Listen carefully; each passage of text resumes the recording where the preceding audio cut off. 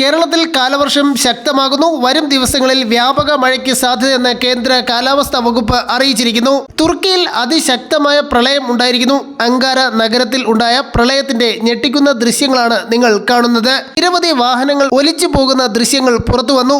വാഹനങ്ങൾ മുങ്ങിത്താഴുന്ന നഗരങ്ങളെയും ഗ്രാമങ്ങളെയും പ്രളയം ഒരുപോലെ ബാധിച്ചു. തുർക്കിയിൽ നിന്നുള്ള കൂടുതൽ ദൃശ്യങ്ങൾ കാണാം. ഒപ്പം കേരളത്തിൽ വിവിധ ജില്ലകളിൽ യെല്ലോ അലർട്ടുകൾ പ്രഖ്യാപിച്ചിരിക്കുന്നു. വരും മണിക്കൂറിൽ കേരളത്തിൽ എല്ലാ ജില്ലകളിലും മഴയ്ക്ക് സാധ്യതയെന്നും കാലാവസ്ഥാ വകുപ്പ് അറിയിച്ചു. ഡീറ്റെയിൽ ആയി നോക്കാം. അപ്ഡേറ്റുകൾ എല്ലാ ദിവസവും അറിയാൻ നിങ്ങൾ ഇതുവരെയും ചാനൽ സബ്സ്ക്രൈബ് ചെയ്തിട്ടില്ലെങ്കിൽ ഇപ്പോൾ തന്നെ സബ്സ്ക്രൈബ് ചെയ്ത് ഓൾ എന്ന ബെൽ ഓപ്ഷൻ കൂടി എനേബിൾ ചെയ്യുക. കൂടുതൽ ആളുകൾക്ക് എത്തിച്ചേരാൻ വീഡിയോ ലൈക്ക് ചെയ്ത് കാണാൻ ശ്രദ്ധിക്കണം. അടുത്ത 3 മണിക്കൂറിൽ കേരളത്തിൽ എല്ലാ ജില്ലകളിലും ഒറ്റപ്പെട്ട ഇടങ്ങളിൽ മഴയ്ക്ക് സാധ്യതയുണ്ടെന്ന് കേന്ദ്ര കാലാവസ്ഥാ വകുപ്പ് അറിയിച്ചിരിക്കുന്നു. 8/6/2022 മുതൽ 11/6/2022 വരെ മത്സ്യബന്ധനത്തിന് പോകാൻ പാടുള്ളതല്ല എന്നും കാലാവസ്ഥാ വകുപ്പ് അറിയിച്ചു.